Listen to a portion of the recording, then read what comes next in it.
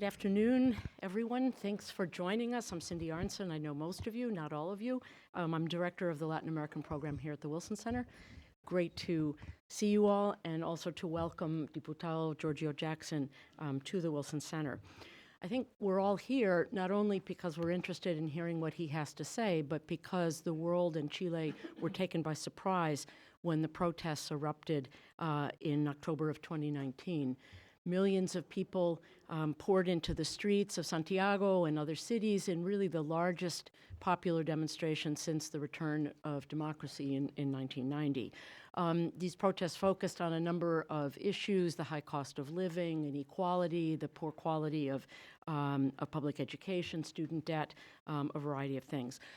Chile is now engaged in a process of dialogue, of consultation, and also of reform. A popular referendum on the Constitution will take place in late April. I believe the date is the 26th, Sunday the 26th. It is widely expected to pass, but less clear is the mechanism for electing the group that will write the new Constitution. In the January issue of the Wilson Quarterly, which is one of the flagship publications of this center, the entire issue was devoted to protest movements around the world. We looked at 5 cases in Latin America, including, of course, Chile, but also Bolivia, Venezuela, Colombia, and Ecuador. Thank you. It's online. There's a postcard outside if you want to grab it, so you have the web link. So that has a, I think, analysis of the roots of the crisis, as well as some reflection on the path forward and the implications for democracy. This event is part of a series that we will have over the course of the year under the umbrella of the work on democratic governance and rule of law done here by the Latin American program, which will look at the evolution of these protests and what they, how the political system is absorbing or not absorbing the demands for change. So it's in that spirit that we're delighted to welcome Congressman Jackson. He was a well-known figure in the student-led protests of 2011. I'm hearing a big echo on this. I don't know if that's a problem in the back of the room. Okay. He also served as the public face of a federation of student organizations representing both public and private universities. He is the founder of a left-wing political party called the Democratic Revolution that grew out of the 2011 student protests. He was first elected to the Chilean Congress representing Santiago in 2013. His party currently holds 10 seats in the House of Deputies and one seat in the Senate. And Jackson was also an important mover behind the formation of the Frente Amplio coalition that supported in these most recent presidential elections the candidacy of Beatriz Sanchez. Before turning the microphone over to Giorgio Jackson, I'd like to thank my colleague Anders Beal, for all of program associate in the Latin American program, for all of his help in putting today's forum together. Diputado. Thanks, Cynthia, and thanks also, Anders, for your for this invitation. I see a lot of Chilean faces too. I recognize some of the faces here, so I'm delighted to talk a little bit about what's happening in Chile. So I say good evening to everyone. I would start with a quote that took place in October the 9th. And it says, "In the middle of this convulsed Latin America, we see Chile as a real oasis with a stable democracy." That words were said by our President Piñera. And 9 days later, on October the 18th, he was declaring a state of emergency and sending the military troops to the streets. What happened? Everybody asked that question. And probably it's going to be studied in the next few years by a lot of social scientists in our country, region, and maybe in the world. Well, as the invitation to this event says, what is clear is that the political landscape in Chile changed.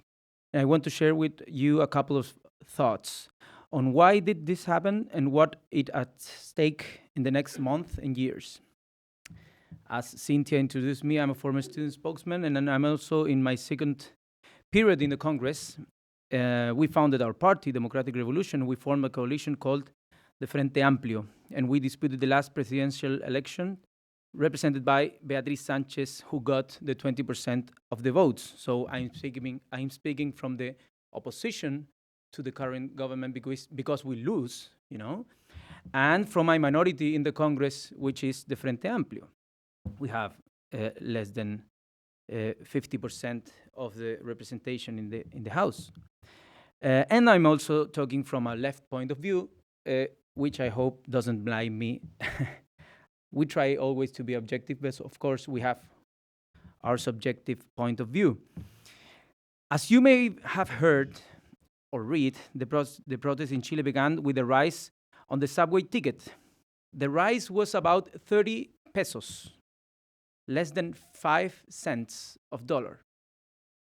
A really marginal expense, but as you say, it was the straw that broke the camel's back. In Chile, we said that it's the drop that Makes the glass overflow. Yes. In the initial protest, you could hear it was not the 30 pesos, it was 30 years. But how to understand this phrase in the middle of the oasis? I'm going to use 3 to 5 minutes to try to summarize 30 years. So it's a difficult exercise and, of course, could be a little bit of blinded. To begin, 30 years ago, Patricio Aylwin assumed as the president after 16 years of Pinochet dictatorship. The process for taking down Pinochet through a plebiscite, which slogan was, "Happiness is coming," involved a lot of political negotiations known as the Transition Pact, and involved mainly some changes to the constitution imposed by Pinochet in 1981 in order to maintain the basics of the economical model. That economic model was an experiment led by the Chicago Boys, who were mentored in the 70s by the economics professor Milton Friedman at the Chicago University. Basically, they privatized the Social Security, pensions and health, weakened the public education, creating incentives for the profit private sector, took part of the educational system for growing the people in the system, creating incentives for the profit in private sector. And they also atomized the labor relationship in order to diminish the powers of the labor unions. They also privatized the majority of the public companies and built a new taxation model. This is a very summarized process and of what the main reforms in terms of social issues. All of this didn't express its potential until we came back to democracy and the country started to attract private investment, international investments, signing free trade agreements, and started to see sustained growth in the first 10 years. We had in the 90s and in the 2000s a very important achievement in reducing poverty. The prices on copper and other natural resources were very favorable, and the average income started to be near the $20,000 a year. In 2010, we officially entered to the OECD. So it looks fine so far. But a few years before that, the high school student movement began to appear with demands related to inequality in the educational system and pointed to the heritage of the dictatorship, the organic constitutional law of education. The response of the political power in that time was a series of technocratic reforms that create more indicators, more accountability, and more transparency. But the model was under no threat. In 2011, we went into the streets to demand changes now in the higher educational system. We started demanding inequality on the access, the excessive student debt, and the fraud of many for-profit universities because of the lack of quality or careers that doesn't even have a labor market. But in the process of the protest, we realized that the problem for education was also in the distribution of wealth and in the distribution of power. That's why we also pointed to a tax reform and a new constitution. Since 2010 till now, we had a large number of protests demanding different issues regarding to environmental problems, indigenous people's demands, LGBTQ rights, the failure of our pension system, the segregation and lack of social housing, the feminist movement, etc. All of these movements help to create a diagnosis of different kinds of Chiles in the same country. A couple of numbers. The average income today in Chile is about near to $25,000 a year, but the minimum wage is less than $400 a month. That means $5,000 a year. And the median income is less than $9,000 a year in our country. So if you have an average of 25, but a median of 9,000, you have a very significant difference between those. The 1% of the population gets near to the 30% of the national income, and 0.1% gets the 18%, and the 0.01% gets the 10% of the income. So we have a very big inequality in our country. If you measure by Gini, that is a relative inequality measurement, you can see that from the 90s until now, it has moved from, 54 until 47 or 46. So it's a very slow and very little changes in 30 years. And if you see the role of the state, collecting taxes and then making more fair distribution, you will see the lowest change in the OECD regarding to the before taxes and after taxes distribution. The levels of debt in the Chilean houses are increasing dramatically, which makes every time more of the income to pay debts. And we're not talking about investment debts that take place in the highest income houses. We're talking about debts because of food, dress, and education. Renting an apartment in Santiago has increased 5 times more than the wages in the last 15 years. In the end, all of these indicators and much more that you could contrast could suggest that meritocracy in Chile seems to be just an illusion that thrives the economy. Yes, people start believing in the meritocracy, but at the end only fulfills the dreams of a few, not of all. And our middle class is a very vulnerable middle class because they cannot support economically some unexpected expenses. So it's a very vulnerable and with a lot of debt middle class. So despite the different reforms that have taken place in Chile in the last 10 years, including the educational reform, that is a long-term reform, the tax reform that has gathered more incomes to the policies, and also the political reforms that has bringing more diversity to our representative system, all of them function in the same paradigm that has driven us to this situation. At the end, the role of the state cannot be under discussion, just in the margins. The problem underneath is that we cannot deliberate democratically because the current constitution doesn't allow it. Several times we have common sense proposals banned, like union having power to negotiate collectively or consumers being protected through sanctions by the National Consumer Service, but those were banned by the Constitutional Court because they were unconstitutional. That also creates a kind of self-censorship by the governments. The governments like progressive governments, cannot put reforms because it's the threat of being unconstitutional. So the government's self-censorship on this area, so they cannot have solutions like they wanted to for the population's demands. It's a kind of submission to the established power, a submission to the past that was imposed for us in an unviable vision.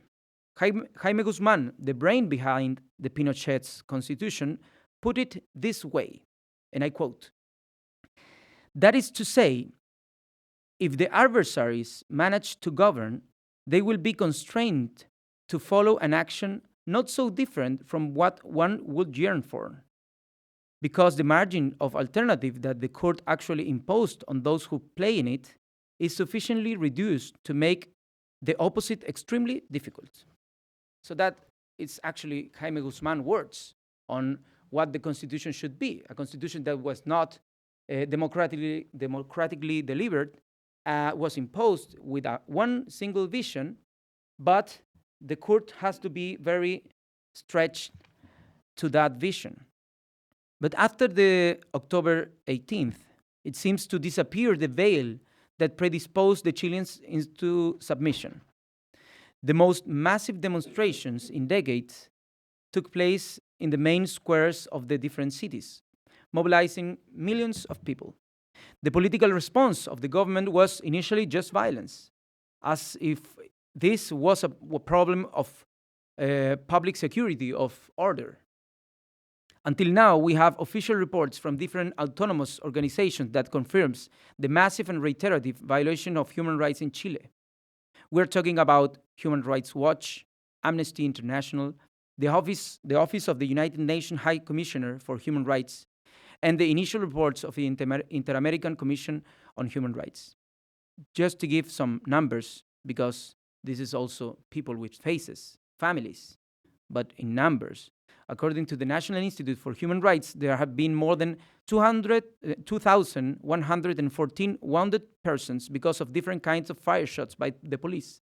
More than 427 people with eye wounds, many of them lost their sight.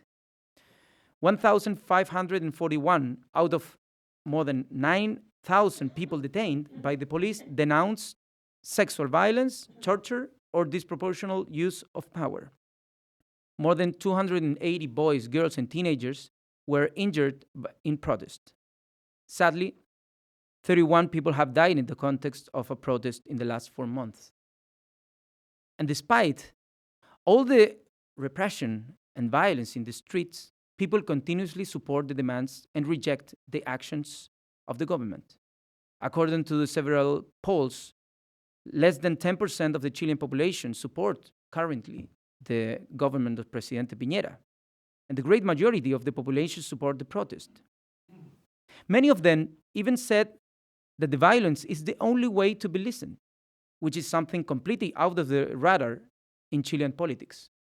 That reflects somehow that the current institutions have not been capable of processing the social conflict and give a peaceful way to correct them. Probably in the parliamentary system, this would be immediately a call for new elections and a process to, re-legitimate the authorities. But in Chile, we have a presidential system. We do not have this call for new elections. So the problem has been polarizing in the last months, and now the protests mainly are about human rights issues, about stopping the violence by the police, and the path seems to be going every day more far away. I don't know. That is why we demand a new constitution, and that's why the new constitution took place so strongly in the streets. And that's why we also concurred in November the 15th to a political agreement in order to ask the people through a referendum if they want a new constitution or not, and how should be composed the assembly that would write the proposal of new constitution to be again referended. If 100% elected, or if it's 50% elected and 50% designed by the Congress. This possibility has not been understood by the population as the one matter that would end the protest, because it is a long process that lasts at least 2 years from now, and some changes are needed now, immediately. In my opinion, the government has failed on criminalizing the protest instead of recognizing in them opposition to their ideas of government, And the government, of course, argued that they were elected in a ballotage by 55% of the population. But they don't realize that only half of the country voted. And after the October 18th, as I said, it seems to disappear the veil of submission. So what is at stake in this process? I think that is the opportunity to discuss a new model for Chile based on different rules that the Homo economicus, and without the constitutional handcuffs that we inherit. Of course, that this would put uncertainties to the 0.1% of our country, the current stakeholders of our resources and assets. And of course, the population has some uncertainties about what this process how it's going to end. And it's an opportunity because the process of having a new constitution demands a consensus, demands that 2/3 of this new assembly had to put together their ideas in order to have a common proposals, But the difference between that and the current constitution that has also 2/3 to have a reform is that in the current situation, if one side, I mean the ones who think that the constitution now is correct, is the right vision, if they opposed to the change of constitution, the current constitution continues. The basis of the text is the current constitution. So we have like a power of veto to continue this constitution by the 34% of the different chambers of our Congress. But in the constitutional process, you will have also 2/3, but you have an incentive in order to create a consensus, because if there's not 2/3, there will not be a constitutional amendment about that issue. So it would be created like a vacuum on that issue that could be amended by a law that demands lower quorums of approval. So I think that is a really good situation for having a consensus model for our country. But of course, it creates uncertainties. And there are some people who is increasing these uncertainties through fake news and fear campaigns,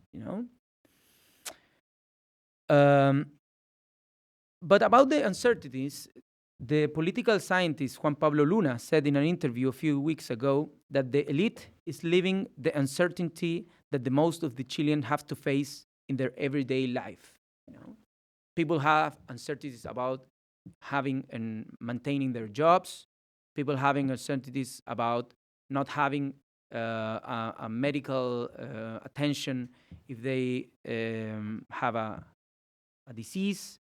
And people have enormous amounts of uncertainties that the elite didn't have in the last 20 or 30 years, because when we talk about a stable country in Chile, it was stable for business, of course. It was stable for a fewer percentage of our population, and it was stable because they were not struggling in the streets. There were only few protests, so we have like a stable democrat regime. But underneath that, it was every time bigger the feeling of injustice, and probably that was one of the things that this last straw broke the camel's back. You can see it seems obvious that the uncertainties cannot be eradicated by one government announcement, because the government had made a lot of announcements, and if you would see the different announcement like before the October the 18th, could be interesting announcements, like, for example, not stopping the race of the subway metro, but for example, the increasing in the pension system for the solidarity pillar. You could say that is a significant amount, not probably the sufficient, but it's an important amount. But after the 1811, that is not one announcement that would detain the demonstrations, because the things are getting, as I said, more polarizing, and the government has, I think, not only being very criminalizing the protest, but also behind the protest, like 2 weeks. So like 2 weeks after one issue, they respond, and the response is not enough for the critical process of thinking collectively in the process, in the media, and also in the public opinion, you know. And the government seems to put efforts in the other way. Initially, in the middle of the process, first was a military response, then the government tried to push, tried to put some ideas and announcement into the table, but didn't have results in order to get more support. So they again seem to be in the way of criminalizing again. And you can read in some streets in Santiago that in Chile, neoliberalism was born. In Chile, neoliberalism will also die. That also leaves the question that I would like to address in the further conversation, because I don't want this to be a monologue. Is this part of a global awakening against the concentration of power and money and the destruction of our environment? I like to think so. I'm not certain. I like to think so. But you never know which one is going to be the last straw that broke the camel's back. Thank you. Thank you. Okay. Giorgio, thank you for that overview, and we will do our best to put copies of these prepared remarks on our website so you can consult. Those of you who have not been able to write quickly enough to capture everything that he said. I have one or two questions, and then, of course, we're going to open this up because there are many knowledgeable people in this room.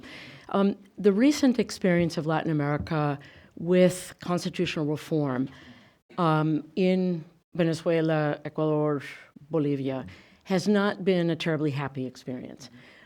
These processes to refound the nation via a new constitution has gone a long way in destroying the concept of checks and balances and of basically the foundation for political liberalism. And I was wondering whether you see ways that the Chilean constitutional reform process could avoid those pitfalls. In other words, in replacing a socioeconomic model or trying to modify it, whether the valid parts of a democratic system are also at risk.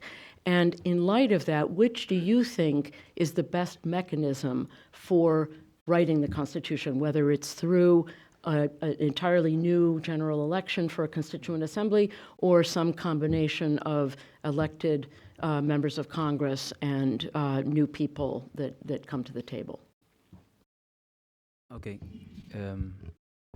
Well, thank you for that question. It's probably one of the main ghosts that is in the minds of the Chilean elite and probably the global observators, you know. Is this going to be a repetition of what the other process in Latin America? And I really don't think so. I mean, Chilean people, I think we are more conservatives in a sense of keeping what we found is good.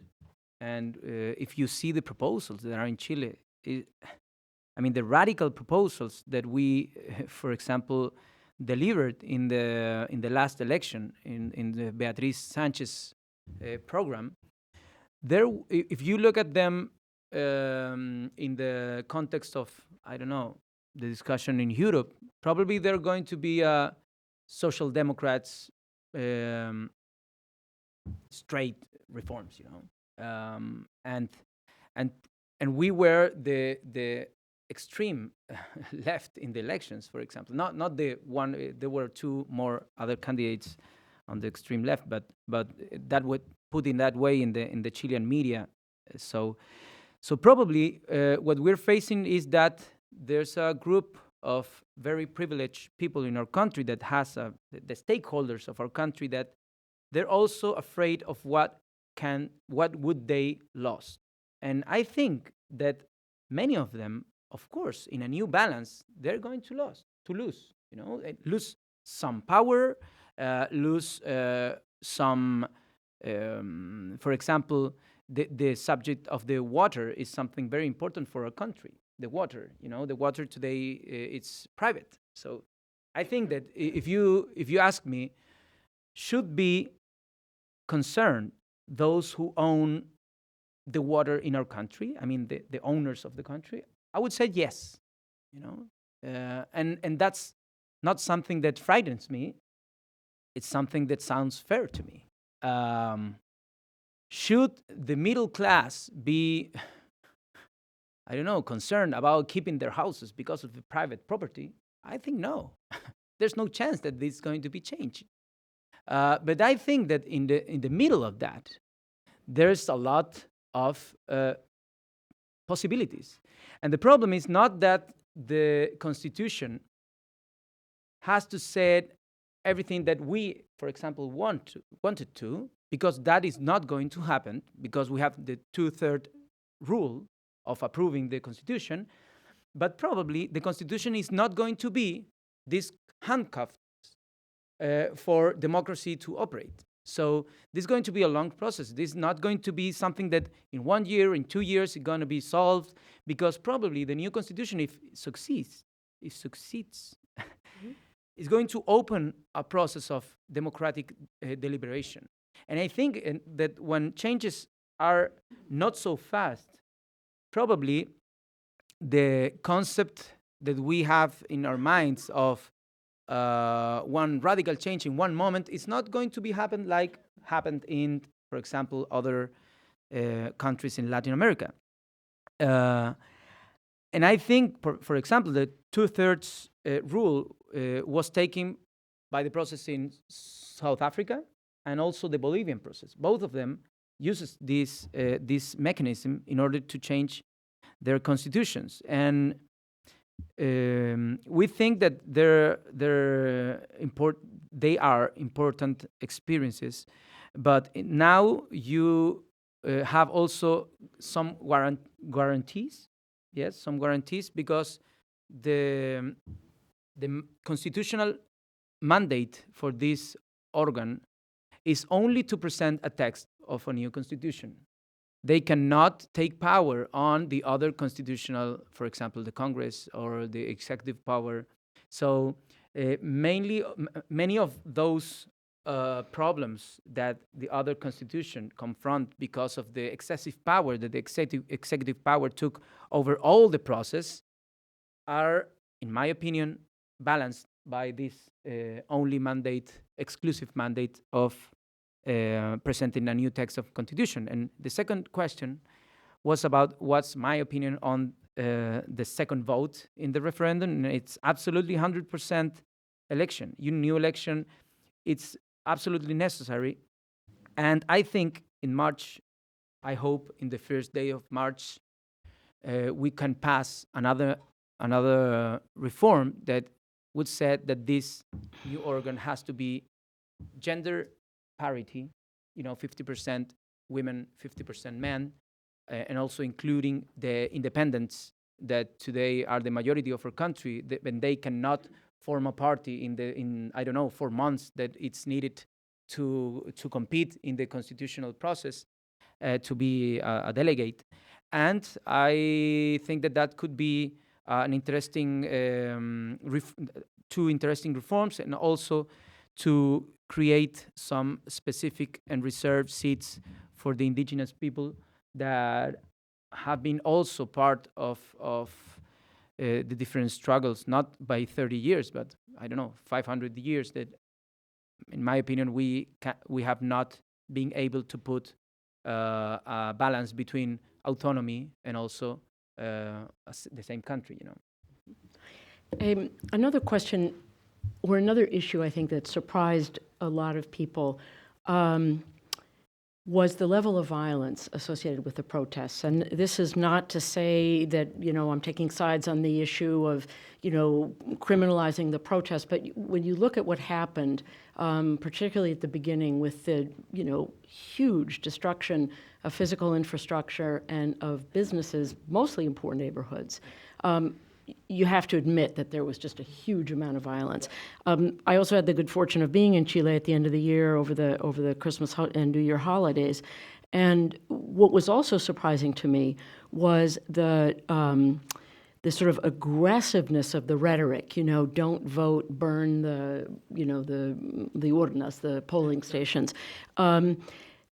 How do you, as a process of democratic renovation, grapple with that issue, and again, excessive use of force by government forces and police is well documented and has truly been appalling. How within the movement for change do you control that impulse towards extreme radicalism and violence? I would say that violence actually is one important problem in the current protest in our country. And as I said before, we have two types or three types of violence. You have the police violence, that they have a constitutional mandate in order to protect people, and they have been violating human rights, and that's, I think, the most important and the most violent violence. I don't know how to put it. Then you have the response of the protesters against the police. That is also very violent too. Of course, they don't have guns. They have stones, but it's also violence, and nobody could be happy because of that violence. And then you have another violence that is for example, the robberies in the supermarkets and the looting, saqueos, yes, the lootings, and also when they burn some, I don't know, building, churches and Metro theaters, metro, etc. And I think that we have different laws in our criminal code that all has to be investigated and sanctioned, because of course they have to be sanctioned. But the problem many times is that without proofs, people are detained because something that we don't know if they do. So in Chile we have the principle of innocence. People are innocent until they are proved to be guilty. And many times people spend times in jail, like medida cautelar. Preventive detention. Yeah, like a preventive detention, and spend months over there. And many times, after a few months, they are discarded, like suspects. And we have heard many times reports of the police that only by the contrast of a video, of a, I don't know, audio, of something else, you can prove that we're lying. So we have a real problem with our polices, because they are confronted. I mean, they are like in the middle of a sandwich, They are mandated by the government to repress people, and then they have an organization that has not been able to respond and is not trustable. They have a level of trust in the polls 2 years or 3 years ago that were like 80% of trust. And then they have a lot of issues on financing, like they commit fraud or robbery, I don't know how to call it, for great amount of money by the those who were in charge and so on. And they went into the middle of the approval by the people. And after these events, they had dropped down until, I don't know, 19% in the last great poll that it's made in Chile. So I think that it's also a problem with the police. But in terms of violence, at least in our party, at least in our coalition, we don't want violence. But government, I think that the action of the government are the greatest fuel for the extremists. You know, in the government, every time that we tried to get the different issues, the demand, the protest into a political path by actions of mainly the government, this turns again into a situation of criminals against policies and violation of human rights, and it's very difficult for all the political parties, for all the actors in the political spectrum, to try to put this into a political level, into a conversation, into a dialogue, into a contrast of ideas, when you have, in the same time, police not non-functioning, and also a government that is not responding to the human rights organizations' proposals. Great. Bueno, cuando anunciamos este foro, decimos que esto iba a ser en español. Hasta ahora, solo inglés. Entonces, Yo prefiero en les español. invito, no, por favor, les Si me hacen invito a hacer sus preguntas en inglés o español. Por favor, levanten la mano y vamos a circular un micrófono. Les pido identificarse por nombre e institución. Bueno, primero aquí a fondo. Dylan. Thank you to Dylan Walsh. Hello. Hi. Thank you for coming here and organizing this event. My name is Mariana. I'm a student at Georgetown. I'd like to ask the congressman two different questions, actually. One is about the quota for women. You said, like a very binary system, kind of. That's very interesting, but it's also like limited in the long-term run. At least like that's what the UN Women has written about throughout their research and everything. And another question that I'd like to ask is about if you see any similarities with what happened in Brazil in 2013.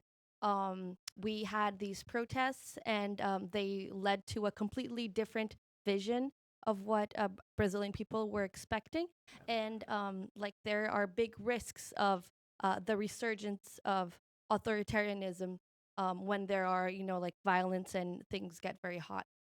So yeah, those are my two questions. Okay, Thank you. vamos a tomar a varias. Okay. Aquí enfrente, sí. Dylan, aquí enfrente.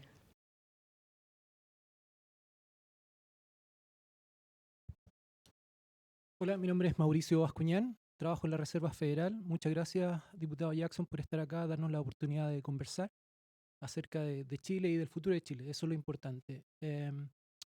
Yo tengo un montón de preguntas, pero me voy a limitar a un par. Una sola, porque hay mucha gente con la mano.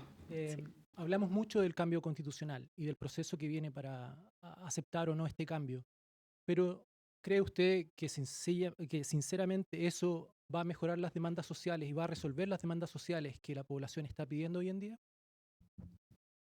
Okay, and over here, and then we'll come back to Diputado Jackson, and then we'll continue around the room. Sí. Buenas tardes, diputado. Mi nombre es Andrés Abella. Soy periodista. Trabajo haciendo fundraising en un non-profit local que es de la Iglesia Católica. Vivo en Estados Unidos ya casi 30 años. Quiero hacer un comentario y una pregunta. El comentario es en torno a percepciones. Un niño de 13 años en los 80, quizá pensaba que era normal estar en una protesta, ¿cierto?, en una barricada, pero con el tiempo y después de tener una experiencia viviendo acá, uno se da cuenta de que un niño de 13 años no debería por qué estar en una protesta. Para comenzar, y siguiendo dándole al contexto de ese comentario, me sorprende que siempre se circunscribe el contexto de lo que está pasando a lo que pasó en Caracas o a lo que pasó en Bolivia. Cuando me llama la atención que ayer nomás hubo un evento eleccionario en New Hampshire. Quizá esto comenzó en New Hampshire hace casi 80 años, cuando se decidió el futuro de Europa Occidental y que es un futuro que incidió en reformas constitucionales, convenciones constitucionales, asambleas constitucionales, me llama mucho la atención que siempre se circunscriba al contexto de nuestros procesos políticos en el corto plazo, cuando el contexto es mucho mayor. Y mi pregunta es la siguiente. Chile desde hace ya 30 años ha suscrito un montón de acuerdos, ¿cierto? De comercio, de distintos tipos, comerciales, científicos, humanitarios, dentro de la OECD. Y todo indica, estuve en Chile recientemente, conversé con mucha gente, leí diarios locales, ¿cierto? De todo tipo de alineación ideológica. Y todo indica que la mayor parte de los chilenos lo que quiere es vivir en un país que sostenga los principios y las políticas del capitalismo europeo. ¿Por qué el gobierno, ¿cierto? El oficialismo y el sector que apoya al gobierno majaderamente insiste, cada vez que se le pregunta con respecto o se toca el modelo, insisten en que no es Venezuela, no, que no queremos Cuba? No, si la pregunta no es si queremos Cuba o Venezuela, la mayoría de los chilenos parece querer capitalismo europeo. ¿Por qué no se responde esa pregunta? ¿Y por qué siempre le sacan, como decimos en Chile, me van a perdonar, el poto a la jeringa, y desviamos el tema? Muchas gracias. Por favor. I'm going to start with these three, but I will try to make the answers short. Is there anybody that speaks in Spanish? I mean, just in English? Oh. Bueno, habíamos dicho que... ¿Habían dicho que era en español? Sí, sin Porque me parece traducción. mucho más rápido Por poder favor. responder en español. Por favor. Y mi cabeza funciona No, por totalmente favor, distinto adelante. si es que pienso en inglés así pienso en Adelante. español, porque No, el idioma adelante. limita mucho la complejidad de las preguntas y de las respuestas. Y me disculpa, por favor. Sorry about giving the answer in Spanish. A la pregunta de Mariana, la primera pregunta fue, si lo entendí bien, si es que la paridad para lo que se quiere lograr en el órgano constitucional es o no suficiente en el largo plazo para un tema de género. Mi opinión es que no es suficiente. Pero creo que es un paso importante. Nosotros en Chile tenemos hoy día el 24% del Congreso, de la Cámara de Diputados, son mujeres. Y eso fue después de implementar una ley que le exige a los partidos políticos el tener el 40% de sus candidaturas al menos de uno de los dos géneros, ¿no? Y por lo tanto, recién pudimos salir del 15% y pasar al 24% por esa reforma, que fue primera vez que se ejecutó ahora. La paridad ha sido una demanda que se ha levantado por el movimiento feminista, pero no ha sido la única. Hay muchísimas otras. Hay, de hecho, yo diría, probablemente la menos relevante en términos de largo plazo para el movimiento feminista, ahora que se acerca la marcha del 8 de marzo, es la demanda por paridad. Y ojalá que la tengamos resuelta antes, porque hay urgentes temas respecto al femicidio y a la violencia hacia la mujer, producto de todo el sistema patriarcal que hace la paridad un punto de entrada, que yo diría, mi opinión, es que va a enriquecer el debate constitucional, donde se sienten las bases para un debate democrático donde al menos pensemos que no van a estar excluidas las mujeres de esa toma de decisiones, ¿no? Que han estado históricamente muy postergadas. Pero probablemente no soy el más indicado para hablar de paridad, ¿no? Debería ser mujer para poder hacerlo. Y sobre Brasil, hemos tenido conversaciones con grupos en Brasil, con grupos con los que tenemos sintonía política y generacional en Brasil, y nos han alertado mucho de lo mismo, exactamente de lo mismo que tú dices, que el proceso en 2006 tuvo un alza de protestas por mayor justicia, y lo que terminó sucediendo es que desde un ala, en este caso de ultraderecha, comenzó una campaña del miedo, del terror, que fue permeando en las conciencias y de las personas, y en las inconsciencias también. Entonces, nosotros también tenemos un fenómeno todavía limitado, pero parecido en la derecha. La derecha está, por así decirlo, dividida. Hay una fracción de nuestra derecha que comenzó queriendo sumarse al acuerdo, ¿no? Pensando que esto iba a ser una solución y que había que hacerlo para terminar con las protestas. Pero al poco tiempo se dieron cuenta de que esto no iba a ser como un extintor de fuego, sino que iba a abrir un proceso con resultados, por cierto, inciertos. Y poco a poco se han ido sumando a la presión que desde la extrema derecha han ido haciendo a quienes, según ellos dicen, han vendido a la patria por firmar un acuerdo por una nueva constitución.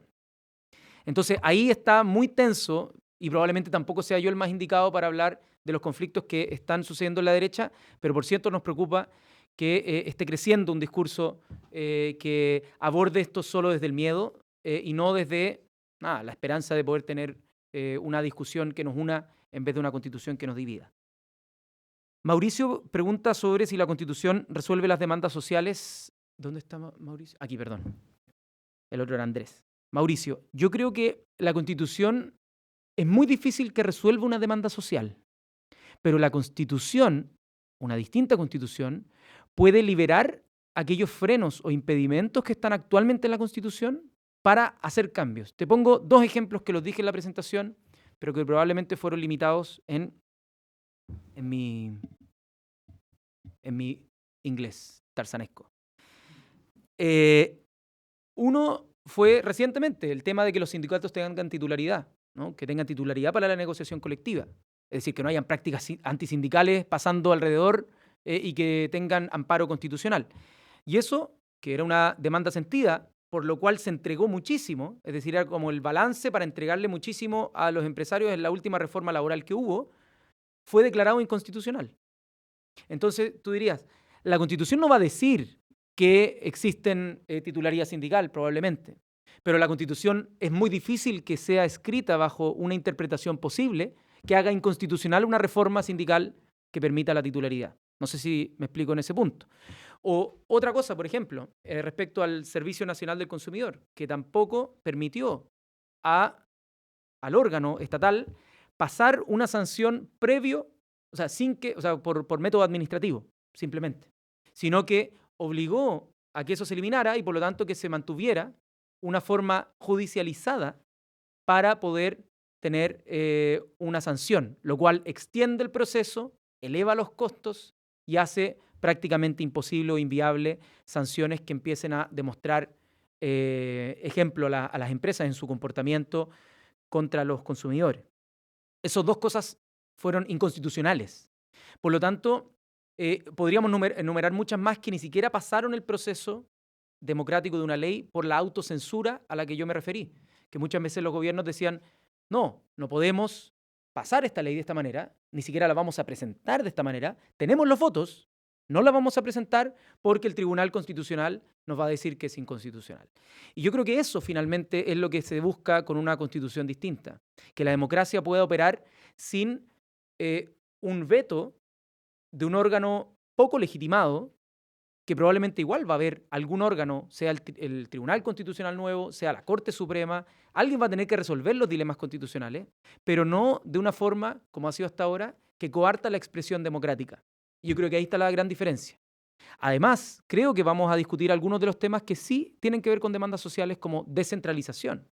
O sea, mientras sigamos siendo un Estado unitario y desconcentrado y no descentralizado, poco poder le vamos a poder entregar a los gobiernos locales. Entonces yo diría que hay muchas cosas que sí van a tener expresión más cercana a las demandas, pero en otras, en la mayoría, al menos van a ser espacios donde no sean esposas o grilletes para los cambios legales. Andrés preguntaba por un niño de 13 años en una protesta. Estoy completamente de acuerdo que ningún niño debiese estar sometido a una protesta. Y así como a mí no me gustaría que hubieran protestas, me gustaría que todo funcionara bien, que no necesitara protestas. El tema es que hoy día las protestas, las barricadas, que en Chile son expresiones bastante comunes, por ejemplo, de los comités de vivienda.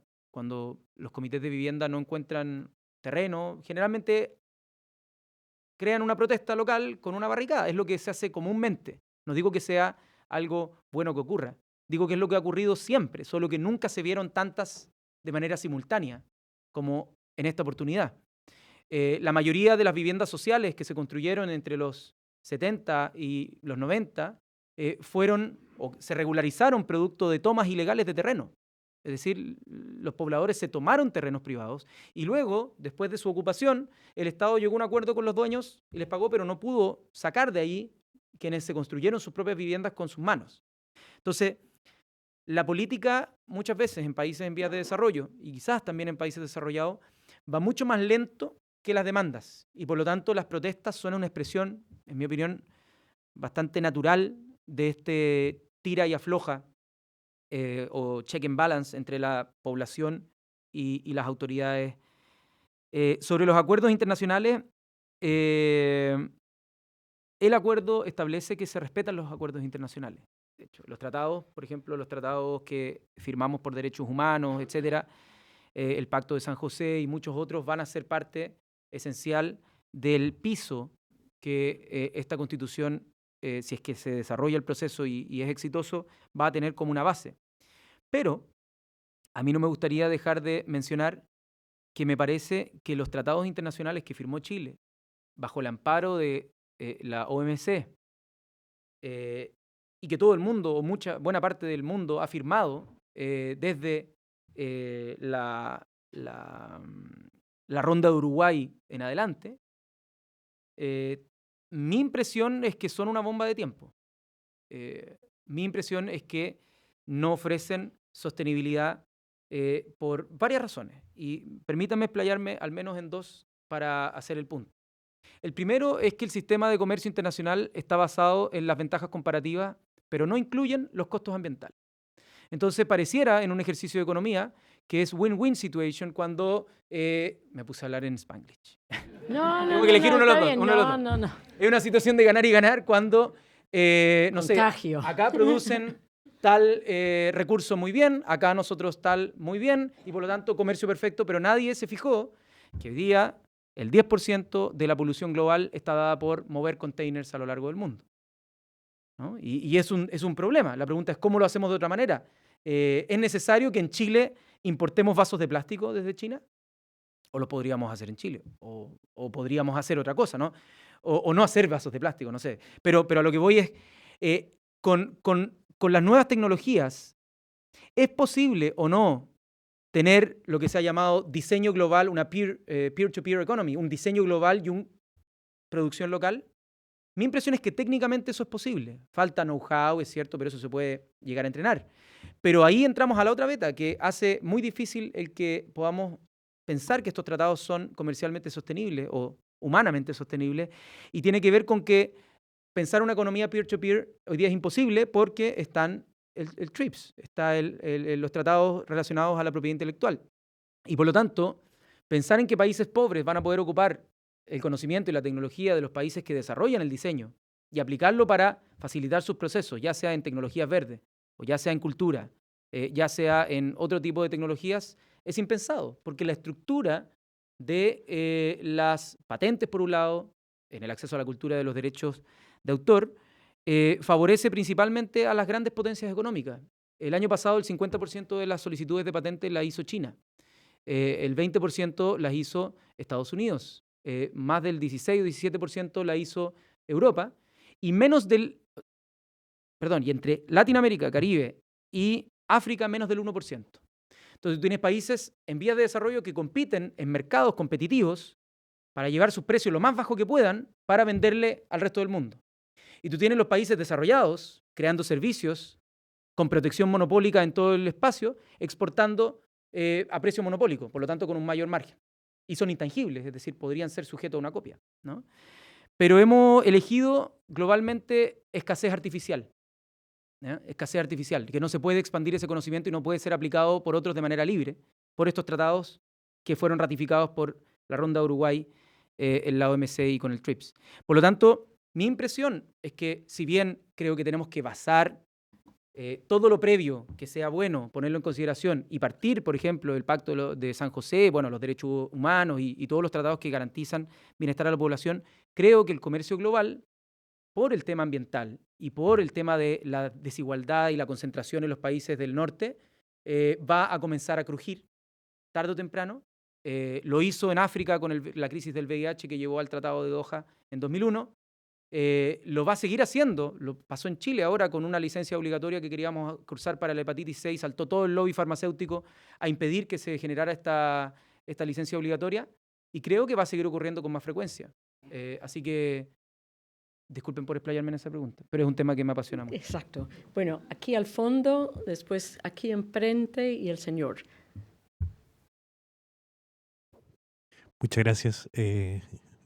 Gracias, diputado, por estar acá. Mi nombre es Felipe Fred, estoy estudiando un máster en propiedad intelectual acá en GW. Y de hecho me da la oportunidad, iba a hacer una pregunta, pero voy a hacer dos aprovechando el tema que usted tocó. Primero, tú clasificaste, si podemos resumir en 15 segundos lo que tú resumiste en 5 minutos respecto a la historia de Chile, en dos grandes cuestiones que hoy día hay que resolver. Uno son las que podemos llamar demandas sociales, que son las que hay que resolver ahora pronto ya. Y la otra es el cambio de modelo, lo que podemos llamar la nueva constitución. Hay un tercer punto que creo que no tocaste, o si no tocaste lo hiciste tangencialmente, que es el tema de la crisis de la clase política itself. Es decir, para hacer los cambios que se tienen que hacer, la clase política tiene que tener cierto nivel de credibilidad, que hoy día, a la luz de la encuesta y a la luz de la voz de la calle, pareciera completamente perdida. ¿Cuáles van a ser los próximos pasos que ustedes proponen para cambiar esta delegitimación que está provocando, entre otras cosas, que estén apareciendo voces que señalen que una asamblea constituyente tiene que ser soberana y que tiene que reemplazar a toda otra forma de gobierno institucional existente? ¿Ya? Como lo que dijo Mesina o lo que está diciendo también Gabriel Salazar. La segunda pregunta es Rapidito. respecto al TPP. Sorry. Por favor. ¿Cuáles son las propuestas que ustedes tienen como alternativa a la aprobación del Trans-Pacific Agreement, Partnership Agreement, que está promoviendo un gran sector de la elite política y económica chilena, como necesaria para el intercambio comercial entre los países que hoy día están suscribiendo el acuerdo, y que uno de esos hoy en día no es Estados Unidos, que se salió por obra del presidente Trump?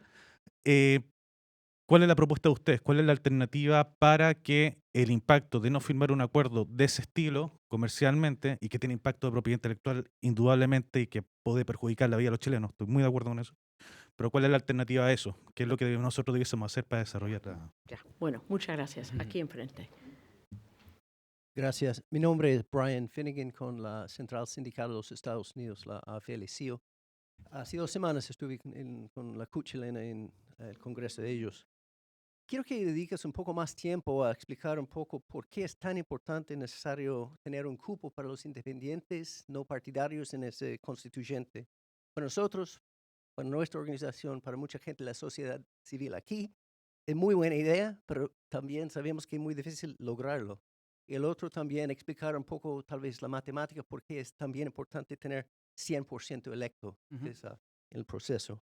Y por último, tu propia pregunta para la sala fue sobre si estamos enfrente de un proceso más global, no solamente regional o nacional chilena. Bueno, mi respuesta y la respuesta del movimiento sindical sería que obviamente la desigualdad nos ha llevado a esa altura, y aquí hemos visto muchas huelgas en los últimos años, y creo que el año pasado fue el mayor índice de huelga de hace 20 años, y muchas son huelgas ilegales. También tenemos aquí una constitución con muchos frenos, algunos dirían muchos condones, para evitar cosas. Entonces, nuestra constitución es 230 años. Necesitamos también un proceso. Pero me gustaría escuchar luego un poco más de la propuesta de 100% y la participación independiente. Ok. Y una tercera pregunta. Sí, este señor, sí, por favor. Bueno, yo soy Raúl Alar, dirijo el Magíster en Relaciones Internacionales en la Pontificia Universidad Católica de Valparaíso.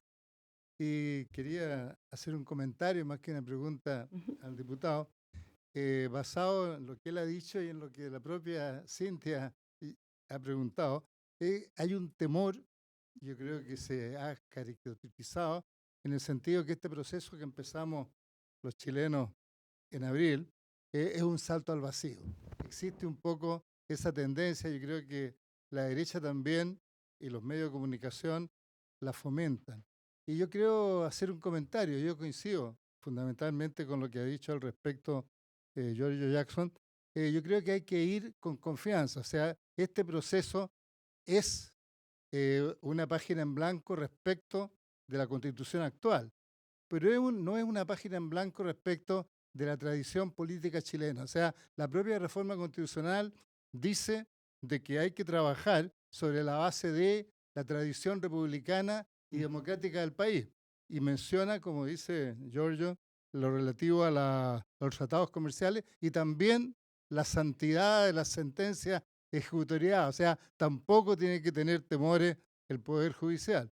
En ese sentido, yo creo que va a tener éxito este proceso en la medida en que todos los chilenos votemos. Aquí se ha dicho, por ejemplo, la no legitimidad del sistema político. Eso es bastante general, yo diría, en el mundo, sobre todo en América Latina. ¿Cómo se puede ir contra eso si nunca en Chile ha votado más de 8 millones de personas y somos 14 millones porque hay inscripción automática? Bueno, si votan 8, 9 o más millones, eso es una legitimidad democrática que nada puede superar a eso. Luego está el hecho de que se va a elegir una asamblea constituyente. Yo creo que va a haber una amplia mayoría para el apruebo, una mayoría no tan amplia, pero mayoría para la elección por el 100%. En esa posición estoy, como creo que estamos muchos. Y va a depender de nosotros entonces la legitimidad que va a tener eso. O sea, la participación democrática es la base de la legitimidad del proceso. Muchas gracias, diputado. Gracias. A ver, respecto a las demandas sociales y la nueva constitución y esta tercera parte que sería la crisis de la política, de la clase política, que no me gusta mucho esa palabra, pero le entiendo el punto, a la clase dirigente. Yo diría que es una deslegitimidad en buena parte ganada. No es una deslegitimidad como que aparezca porque sí. Y si bien nosotros entramos en la política hace poco tiempo, y no sé, fundamos partidos políticos hace 3 años, una coalición política hace 2 años, lo cierto es que todo lo que es pre-18 de octubre pareciera ser lo mismo, lo cual es algo que por un lado tenemos que tratar de rebatir porque no nos sentimos lo mismo, pero también aceptar porque estamos dentro del sistema y por lo tanto tenemos que pensarnos a nosotros mismos y mismas cómo hacer para mostrar que nuestras prácticas políticas y nuestra forma de entender las relaciones políticas son distintas a lo que nosotros en su momento criticamos al momento de entrar. Y también creo, y lo conversábamos también en Berkeley, hace poco que estuvimos también con Gabriel Boric y otro grupo de chilenos y chilenas, sobre la necesidad de refundar los partidos políticos en general. Y refundarlos, como me refiero a repensarlos todos. O sea, que los distintos partidos tengan una profunda reflexión cuando esto, o sea, en algún momento de este proceso y decir, ¿cuáles son nuestros valores fundamentales? Mi impresión es que el liderazgo, por ejemplo, que ha ganado Mario Desbordes en la centro-derecha chilena, es porque él fue capaz de decir cuáles son las cosas en el mundo, cuáles son los valores fundamentales que debiesen guiar un partido de centro-derecha y cuáles son las restricciones que están dadas por el contexto local sobreideologizado, ¿no? Por las tradiciones, por el conservadurismo propio de un espacio político.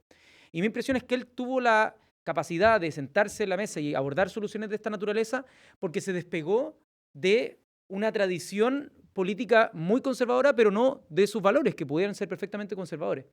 Entonces, él yo creo que tuvo, por ejemplo, esa capacidad, sin perjuicio de que yo no comparta muchas posiciones políticas con él, pero al interior de su partido esa posición está tambaleando, como que hay veces que lo apoyan y hay veces que no, aparece un aplauso muy grande en su partido, pero después aparecen la mayoría de los parlamentarios votando o sumándose a otras posturas.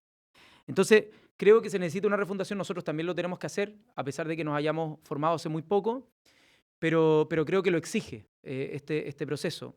Y parte de que estemos hoy día abogando porque el 100% sea electo y que haya paridad y que haya inclusión de pueblo originario y que haya inclusión de independientes, y aquí me paso al siguiente punto, es porque es necesario que la sociedad civil organizada también entienda lo que significa estar en posiciones de poder y por lo tanto en ese aprendizaje también genere ciertas sinergias y empatías con quienes hemos estado tratando de dar la pelea institucional.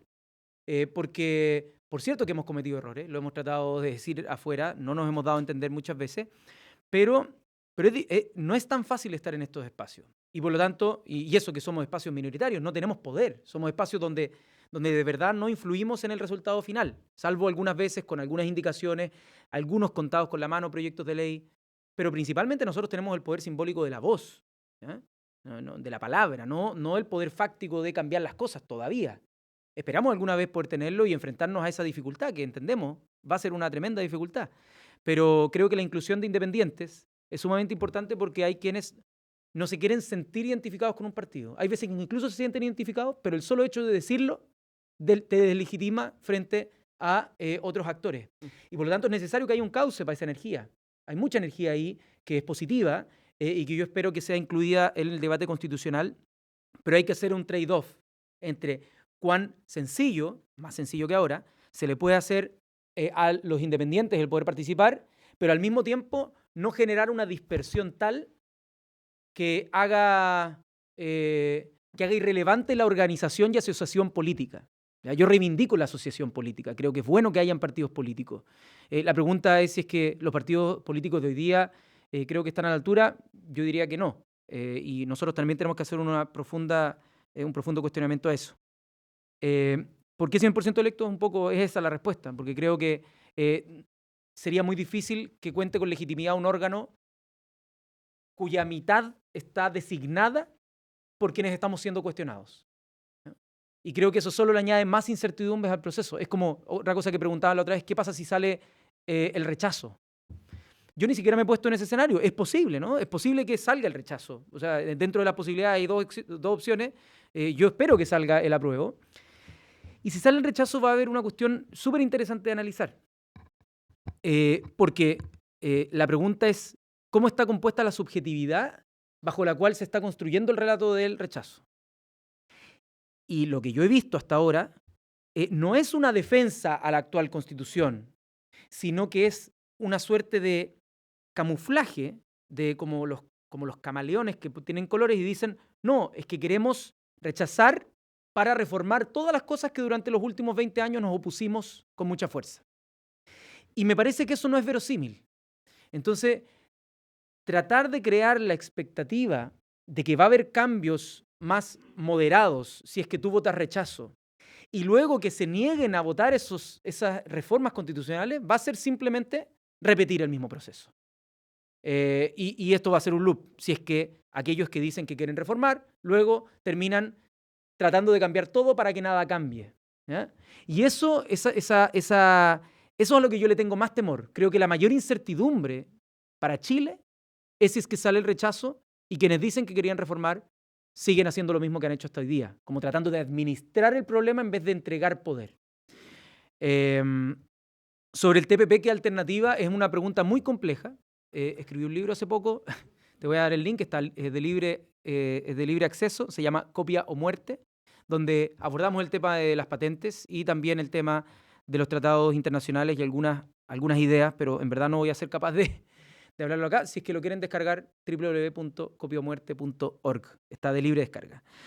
Y el último comentario, también quería hacer una observación sobre el salto al vacío y Venezuela, que también lo había hecho antes Andrés, porque efectivamente al presidente Piñera le preguntaron, y quedó muy mal con la respuesta, porque le preguntaron, bueno, ¿cómo cree usted que es necesario un cambio del modelo? Y su primera respuesta, como un robot, es que no queremos ser Venezuela. Y la verdad es que, más allá del ejemplo de Piñera tratando de ver eso, es lo que me imagino está en muchas cabezas de personas, de personas de clase media, sectores populares, de inmigrantes venezolanos también que están en Chile, y que probablemente cuando les meten esta idea en la cabeza, creen que este proceso va a llevar a las mismas y exactas consecuencias que el régimen autoritario de Maduro, ¿no? Y yo creo que no tiene por qué serlo, y que puede ser algo completamente distinto, y que mi impresión es que va a estar en disputa también el carácter de la democracia. Castells ha sido bien certero en sus últimos análisis sobre la crisis de la democracia liberal, que en parte, mediado por la tecnología y las fake news, han generado un clima de extrema desconfianza.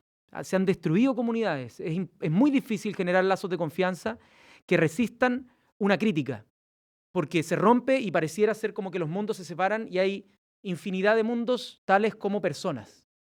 Y yo creo que ahí hay que encontrar un nuevo balance a la idea de democracia. La idea de democracia liberal pareciera estar agotándose cuando las estructuras, cuando la sociedad civil está más a la par de quienes representan. Probablemente cuando los que representaban sabían leer y los que no representaban no sabían leer, había, si bien un despotismo ilustrado, había una cierta justificación de quienes gobernaban y quienes no, ¿no? Como había una lógica que seguir, por más que uno no la compartiera. Hoy día pareciera que cada vez es más difícil que alguien ejerza autoridad, porque quienes lo rodean, o la inteligencia colectiva, pareciera cada vez saber más que cualquier autoridad. Y yo creo que ahí esto va a estar muy mediado por inteligencia artificial, por otros tipos de procesos que van a poner en jaque la idea de representación misma. Y yo creo que mientras antes nos pongamos a dar ese debate, el caso chileno puede ser, de ser exitoso, un caso de referencia mundial, un caso de cómo transitar de una economía neoliberal con una democracia bastante frágil en el fondo a una economía distinta que cuestiona al mundo también, que no la hace por eso menos atractiva, pero que al mismo tiempo dice la relación entre la ciudadanía y quienes ejerzan temporalmente el poder y la responsabilidad de gobernar no va a volver a ser la misma. Y yo creo que en ese desafío estamos. Yo creo que es muy motivante, muy estimulante filosóficamente, pero también a los privilegios que desde el sector político muchas veces no nos hemos dado cuenta. Esa frase de Juan Pablo Luna es para mí clave, el que nos estamos empezando a acostumbrar a las incertidumbres que vive la población. Es algo real y por lo tanto tenemos que empezar a empatizar y comprender que si no cedemos poder, esto no va a cambiar. Bueno, vamos a ser muy disciplinados con el tiempo. Ya son las 2 de la tarde. Si hay urgencia de una última pregunta, última respuesta, vamos a terminar a las 2:05. Pero la gente ya se está moviendo. Atrás, rápidamente, sí. Bueno. ¿Es su nombre, por favor? Sí, mi nombre es Constanza, yo soy de Chile. Ajá. Quizás muy breve porque hemos analizado una de las propuestas que hay a la solución de la crisis y la violencia, ¿no? Que es la apertura democrática a través de un proceso constituyente. Pero también sabemos que hay muchos que están en contra, por lo que se ha dicho anteriormente, estos fantasmas que existen. ¿Hay otra propuesta que se esté evaluando, principalmente que esté siendo propuesta por los sectores que están en contra del proceso constituyente para solucionar la crisis y la violencia? Última pregunta. Yo diría que es una pregunta retórica que tiene una respuesta no. O sea, que la propia pregunta afirma la respuesta, ¿no? Que hasta ahora los sectores que se han opuesto a la vía del apruebo tampoco han dicho, miren, ¿saben qué? Acá está la Constitución. Hemos rechazado históricamente todo este tipo de propuestas. Hemos amenazado con la inconstitucionalidad de otras tantas. Estamos dispuestos a reformar esta, de forma tal que se puedan hacer otros cambios. Pero nada de eso han hecho. Por eso cuando yo digo que la mayor incertidumbre se da con el rechazo, es porque efectivamente hasta ahora lo que han puesto sobre la mesa esos sectores no ha sido certezas y claridades de lo que ellos reformarían eventualmente, sino simplemente un juego más bien de slogans, más bien retórico, de que no vale la pena partir desde cero y eliminar y resetear nuestra democracia, que es lo que ellos han tratado de instalar, sino que solo cambiemos aquellas cosas que no nos gustan de la actual Constitución, cuando sabemos que en un proceso de reforma constitucional eso requiere 2/3 y que si se rechaza, sigue lo actual. Por lo tanto, el que tiene todos los incentivos de no cambiar nada es quien le gusta el modelo actual. Y por eso yo creo que la respuesta es no. No han propuesto hasta ahora una forma institucional de responder a las demandas sociales. Bueno, diputado, muchísimas gracias Muchas por gracias, Cintia. acompañarnos, por la honestidad. Un aplauso.